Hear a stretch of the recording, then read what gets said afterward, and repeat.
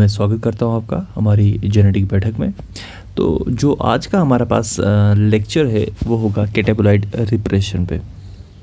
कैटाबोलाइट repression, समझो ये भी हमारे पास लैक ओपेरॉन का ही हिस्सा है। लेकिन अब ये किस चीज़ को रिप्रेजेंट कर रहा है यहाँ पर? देखिए, सबसे पहले हमें कुछ एग्जांपल समझनी पड़ेगी। हमारे पास एक एग्जांपल है से हमारे पास ये अपना बैक्टीरिया हो गया। ओके, अब इस बैक्टीरिया के जो बाहर एनवायरनमेंट है, एनवायरनमेंट में हमारे पास समझो ये ग्लूकोज मॉलिक्यूल्स है। ओके, ये अपने ग्लूकोज मॉलिक्यूल्स, एंड हम यहाँ पर दूसरे कलर से बनाते हैं अपने lactose molecules. Okay, lactose molecules, देखिए, ठीक है। अब यहाँ पर इंटरेस्टिंग चीज़ होने वाली है। जो अपना बैक्टीरिया है, ठीक है, बैक्टीरिया के पास दोनों सोर्स ऑफ एनर्जी है, लैक्टोज भी है और ग्लूकोज भी है। लेकिन जो लैक्टोज है वो एक डाइसैकेराइड है, ठीक है, और ये जो हमारे पास एक मोनोसैकेराइड है, ठीक है। और ज़्यादा इस तरीके से समझो कि ज़्यादा टेस्टी फूड बैक्टीरिया के लिए कौन सा है? अपना ग्लूकोज है। तो अब हमने पिछले अपने लैक ओपेरॉन एक्सप्रेशन में देखा था कि जब हमारे पास लैक्टोज प्रेजेंट होता है, ठीक है, तो हमारे पास जो लैक्टोज मेटाबॉलिज्म जीन्स थे, ठीक है, मेटाबॉलिज्म जीन्स थे, वो एक्टिवेट हो रहे थे। यही था ना? एग्जैक्टली यही था। लेकिन अब हमारे पास लैक्टोज भी है और ग्लूकोज भी है। तो इस टाइम पे क्या होगा? तो पहले हम दो सिनेरियो समझेंगे। हमारे पास होगा अपना सबसे पहले कंडीशन फर्स्ट, जहाँ पर लैक्टोज है ही नहीं, ना ग्लूकोज है ना लैक्टोज है। लैक्टोज है, ठीक है, ना ही लैक्टोज है, ना ही लैक्टोज है, ना ही ग्लूकोज है, ठीक है। फिर दूसरा सिनेरियो होगा जहाँ पर लैक्टोज होगा बट ग्लूकोज नहीं होगा। और तीसरा हमारे पास कौन सा आएगा? जहाँ पर लैक्टोज भी होगा और ग्लूकोज भी होगा, ठीक है। अब इस टाइम पे हमें तीनों कंडीशंस को एक साथ समझना पड़ेगा। तो जब हमारे पास लैक्टोज नहीं है ना ही ग्लूकोज है, तो हमारे पास जो जीन एक्सप्रेशन होगा वो कैसा रहेगा? जीन एक्सप्रेशन जो होगा वो हमारे पास स्विच ऑफ फॉर्म में रहेगा। किस फॉर्म में रहेगा? स्विच ऑफ फॉर्म में रहेगा। लेकिन जब हमारे पास लैक्टोज आ चुका है, ठीक है, ग्लूकोज है या नहीं है अभी से मतलब नहीं है, लैक्टोज आ चुका है एनवायरनमेंट में, तो वहाँ पर जो लैक्टोज मेटाबॉलिज्म जीन्स होंगे उनका जो एक्सप्रेशन होगा वो कैसा होगा? स्विच ऑन होगा। यही है एग्जैक्टली। अब थर्ड कंडीशन आई कि हमारे पास लैक्टोज भी है और अपना ग्लूकोज भी है। इस टाइम पे मुझे लैक्टोज, ध्यान से सुना, लैक्टोज मेटाबॉलिज्म जो जीन्स हैं एग्जैक्टली उनका रेगुलेशन करना पड़ेगा, मींस उनको स्विच ऑफ करना पड़ेगा, ठीक है। आगे समझ यहाँ तक? ओके, तो फिर अब हमें समझना पड़ेगा कि किस तरीके से हम लैक्टोज मेटाबॉलिज्म जीन्स है, जब हमारे पास अपना लैक्टोज भी प्रेजेंट है और ग्लूकोज भी प्रेजेंट है, तो हम किस तरीके से इस लैक्टोज मेटाबॉलिज्म जो जीन्स है इसको क्या करेंगे? स्विच ऑफ करेंगे, ठीक है।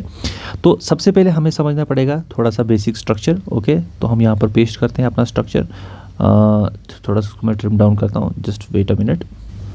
ओके, हमारे पास अपना लैक ओपेरॉन मॉडल मिल गया है। देखिए, हमने पिछले अपने लेक्चर में पढ़ा था कि जो हमारे पास लैक ओपेरॉन मॉडल है उसमें कुछ डिफरेंट एलिमेंट्स है, जैसे हमारे पास लैक मेटाबॉलिज्म जीन्स थे, कुछ लैक मेटाबॉलिज्म जीन्स थे। ओके, और हमारे पास एक ऑपरेटर सीक्वेंस था। ओके, ऑपरेटर सीक्वेंस था, और हमारे पास एक प्रमोटर था, और हमारे पास सिप्रेसर जीन्स थे, ठीक है। तो सबसे पहले हम समझेंगे इस वाले सिनेरियो को, ठीक है। अब देखो, इस चीज़ को क्यों हम सबसे पहले समझेंगे? क्योंकि हमारे पास जब लैक्टोज होता है और ग्लूकोज नहीं होता है, ठीक है, लैक्टोज से ग्लूकोज नहीं है, तो इस टाइम पे क्या होगा? हमारे पास एक इम्पॉर्टेंट मॉलिक्यूल्स की प्रोडक्शन ज़्यादा होगी, जिसको बोलते हैं हम कैप मॉलिक्यूल। क्या बोलते हैं? साइक्लिक एडिनोसिन मोनोफॉस्फेट, ठीक है। इस मॉलिक्यूल की प्रोडक्शन बहुत ज़्यादा होगी। दैट मीन्स हमारे पास ये बहुत ज़्यादा प्रोड्यूस होगा। कब होगा? जब लैक्टोज है लैक्टोज प्रेजेंट है बट ग्लूकोज प्रेजेंट नहीं है, ठीक है। अब जब ये कैप मॉलिक्यूल बहुत ज़्यादा प्रोड्यूस होंगे तो ये बाइंड करेंगे अपने एक प्रोटीन के साथ जिसका नाम है कैप प्रोटीन। क्या नाम है? Cap protein. समझो इस तरीके का कुछ स्ट्रक्चर होगा, ओके, इस तरीके का स्ट्रक्चर होगा जिसको बोलते हैं कैटाबोलाइट एक्टिवेटिंग प्रोटीन, ठीक है, कैटाबोलाइट एक्टिवेटिंग प्रोटीन। अब यहाँ पर जाके अपना हमारा जो कैप मॉलिक्यूल है वो उसके साथ बाइंड करेगा। अब हमारे पास ये जो प्रोटीन है ये इसी लैग ओपेरॉन में कहीं पर बाइंड करेगी और ये जहाँ पर बाइंड करेगी वो हमारे पास रीजन है ये यहाँ पर, ठीक है, इस जगह पे, ओके। क्या कहते हैं हम इसको? इसको बोलेंगे कैप बाइंडिंग साइट। क्या बोलेंगे इसको हम? कैप बाइंडिंग साइट, ओके, या सिंपल CBP, ओके। अब यानी कि हमारे पास जो कैप और ये इसका कॉम्प्लेक्स है ये जाके कहाँ पर बाइंड करेगा? इस वाली पोजीशन पे बाइंड करेगा, ओके। जैसे ही यहाँ पर ये बाइंड कर गया, ठीक है, ये अपने साथ RNA पॉलीमरेज को एफिशिएंटली बाइंड करेगा। किसके ऊपर? अपने RNA पॉलीमरेज के ऊपर, इस प्रमोटर के ऊपर, ठीक है। और ये ईजिली हमारे पास क्या करेगा? क्या करेगा? वेरी गुड, हमारे पास इस लैक्टोज मेटाबॉलिज्म जीन्स की ट्रांसक्रिप्शन करेंगे, ठीक है। लेकिन अब अगर हमारे पास दूसरी कंडीशन है, अगर हमारे पास ग्लूकोज भी है और लैक्टोज भी है, जब ग्लूकोज हमारे पास आ गया उस टाइम पे इस कैप की प्रोडक्शन नहीं होगी। दैट मीन्स कैप की प्रोडक्शन नहीं होगी तो कैप के साथ कोई भी बाइंडिंग नहीं होगी, कैप के साथ कॉम्प्लेक्स नहीं बनेगा तो ये इसके साथ यहाँ पर कोई भी बाइंडिंग नहीं होगी। और जब यहाँ पर एफिशिएंटली बाइंडिंग नहीं होगी तो RNA पॉलीमरेज इस प्रमोटर पे बाइंड ही नहीं करेगा, और जब बाइंड ही नहीं करेगा तो एफिशिएंटली ट्रांसक्रिप्शन बिल्कुल भी नहीं होगी। दैट मीन्स जब ग्लूकोज प्रेजेंट है, लैक्टोज भी प्रेजेंट है, बट ग्लूकोज जब प्रेजेंट है तो वो क्या करेगा? वो करेगा ये काम कि वो स्विच ऑफ करेगा किसके? लैक्टोज मेटाबॉलिज्म जीन्स की एक्सप्रेशन को, ओके। और कैसे करेगा? ये डिपेंड करता है किसके? यहाँ पर प्रोडक्शन ऑफ CAMP मॉलिक्यूल्स जो बाइंड करते थे किसके साथ?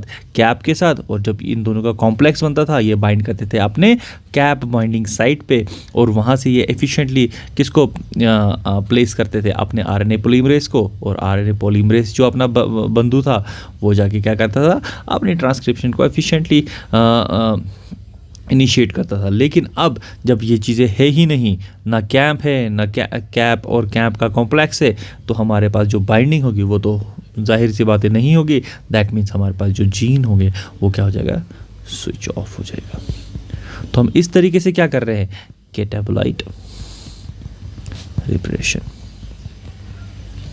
ठीक है, ओके। होपफुली आप लोगों को ये समझ आएगा। Thank you very much.